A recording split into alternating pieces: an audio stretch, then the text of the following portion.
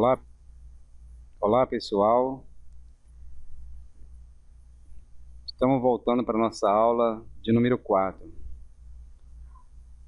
onde nós vamos ver a parte de legislação e normas regulamentadoras, baixada pelo Ministério do Trabalho e Emprego, ok? Vamos começar pela norma regulamentadora NR1. Atualmente são 36 normas regulamentadoras que estão em vigor, em outras palavras, sendo aplicadas nas empresas, tanto particulares, iniciativa privada, quanto pública, baixada pelo Ministério do Trabalho e Emprego. A NR1, ela trata das disposições gerais, ou seja, o seu campo de aplicação, ela envolve todas as normas regulamentadoras de medicina e segurança do trabalho, bem como os direitos e obrigações do governo federal, dos empregadores e dos trabalhadores no tocante a este tema específico. E a sua fundamentação legal, ordinária específica, dá embasamento jurídico à existência dessa NR. São os artigos 154 a 159 da Consolidação da Lei do Trabalho. Então, pessoal, referente à NR2, a segunda norma regulamentadora tem a ver com a inspeção prévia, ou seja, todo estabelecimento tem que solicitar ao Ministério do Trabalho e Emprego a sua inspeção prévia para poder exercer as suas atividades, tá certo? Independente de que seja a empresa, pode ser micro, pequena, média ou grande, independente do ramo de atividade e que estão sendo elaboradas nessas empresas, foi construída, foi aberta, solicita ao Ministério do Trabalho para que venha fazer a sua inspeção prévia. Mediante a inspeção do Ministério do Trabalho na empresa, através do seu auditor fiscal, ele regulariza a situação para poder a empresa iniciar suas atividades, ok? A NR3 refere-se ao embargo ou interdição. Embargo refere-se a embargar, por exemplo, obra de construção civil. Se essa obra de construção civil não estiver dentro dos parâmetros estabelecidos pelo Ministério do Trabalho e Emprego, no sentido de oferecer uma condição ambiental de insegurança a todos os trabalhadores que ali estão expostos, ela pode ser embargada a obra. Até mesmo referente a um prédio ao lado, uma casa que esteja dentro fora da conformidade desta norma. Então, pode ser embargada a obra. E tem outras situações referente ao embargo no que se refere à parte documental. Tem que estar dentro em relação aos órgãos federais, municipal, estaduais. Então, pessoal, em relação à interdição, uma comparação, nós já vimos o embargo. A obra pode ser embargada pela fiscalização do Estado do Trabalho. Já a interdição refere-se à máquina circular, sem a coifa protetora. O trabalhador está cortando um certo tipo de material lá, sem a proteção da coifa, e abaixo dessa bancada da coifa tem que estar um coletor de serragem lá para posterior retirada do local específico, ok? É o chamado bota fora, dentro de um termo assim bem específico da área da construção civil. É o chamado bota fora, esses materiais que estão sendo descartados. Porém, hoje, dentro da legislação em vigor, em matéria de meio ambiente, esse material não pode ser descartado às pressas à toa. tem que ter um destino específico, ok, gente? O ANR4, a norma regulamentadora 4, refere-se ao Serviço Especializado em Engenharia de Segurança e Medicina do Trabalho. São 5 profissionais que pertencem a esse serviço: médico do trabalho, engenheiro de segurança do trabalho, enfermeiro do trabalho, técnico de segurança do trabalho e auxiliar de enfermagem do trabalho. O médico, o engenheiro e o enfermeiro são de nível superior, e o técnico de segurança e o auxiliar de enfermagem do trabalho são de nível médio, pós-médio, melhor dizendo, que é após o nível médio. Eles fizeram tipo assim, uma especialização, uma profissão específica para trabalhar nessa área. E são profissionais da área prevencionista, todos 5, independente de ser superior ou nível médio. Vamos ver agora a NR5, CIPA. A CIPA é uma comissão interna de prevenção de acidentes. Ela é instituída dentro de uma empresa, de acordo com o número de funcionários. Ela é obrigatória dentro das empresas, seu funcionamento, tá certo?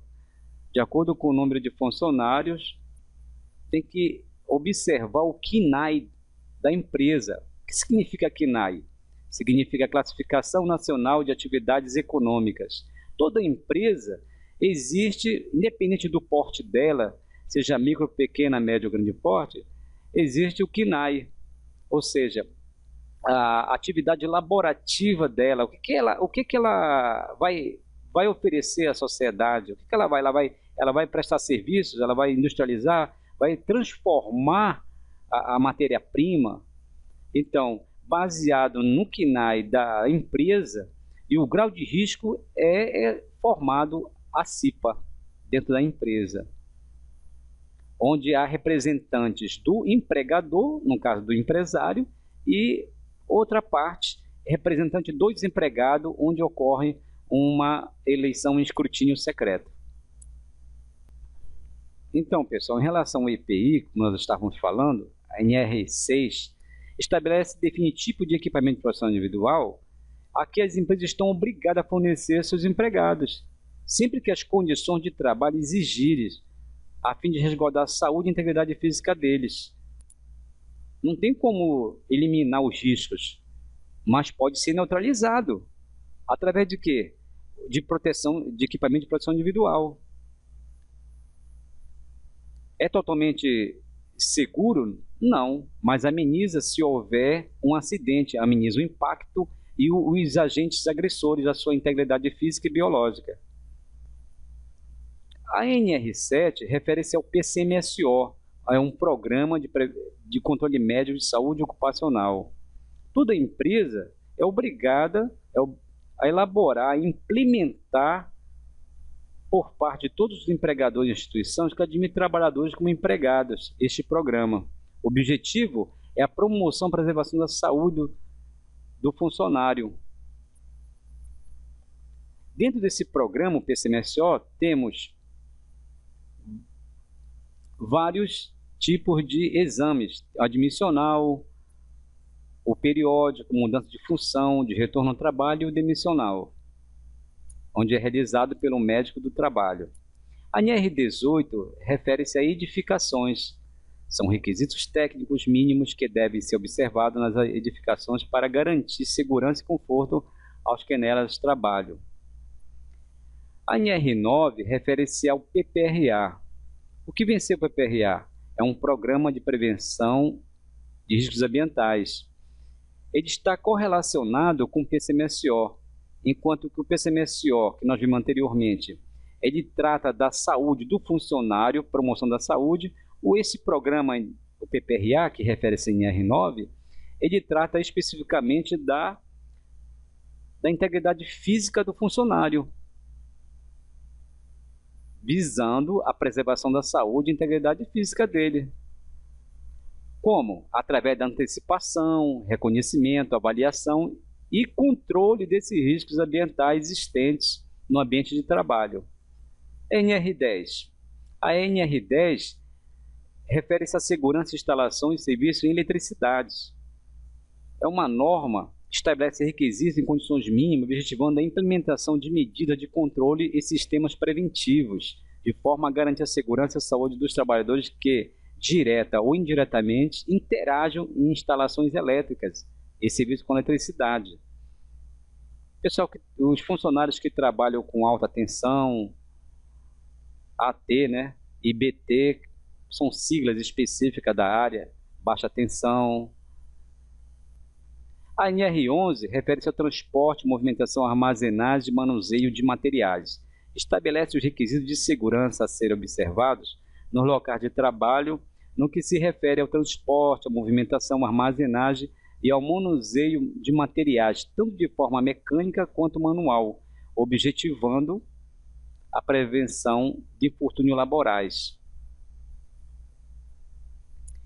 A NR12 refere-se a máquinas e equipamentos, estabelece as medidas prevencionistas de segurança de trabalho a serem adotadas pelas empresas em relação à instalação, operação e manutenção de máquinas e equipamentos, visando a prevenção de acidentes do trabalho.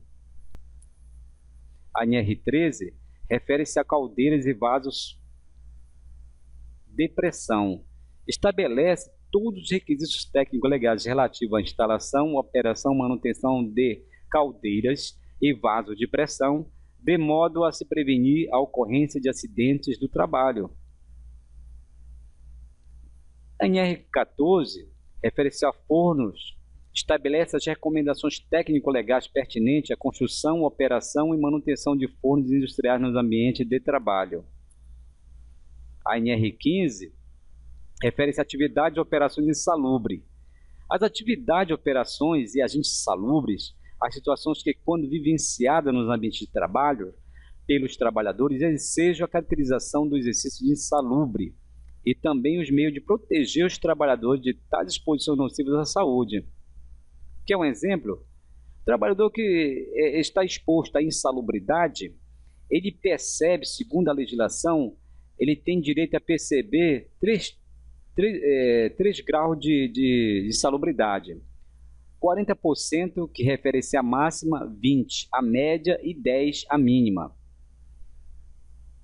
Ele perceberá dentre uma das três. Essa percepção desse valor é designado, avaliado pelo profissional auditor do Ministério do Trabalho e Emprego, no caso, o médico do trabalho.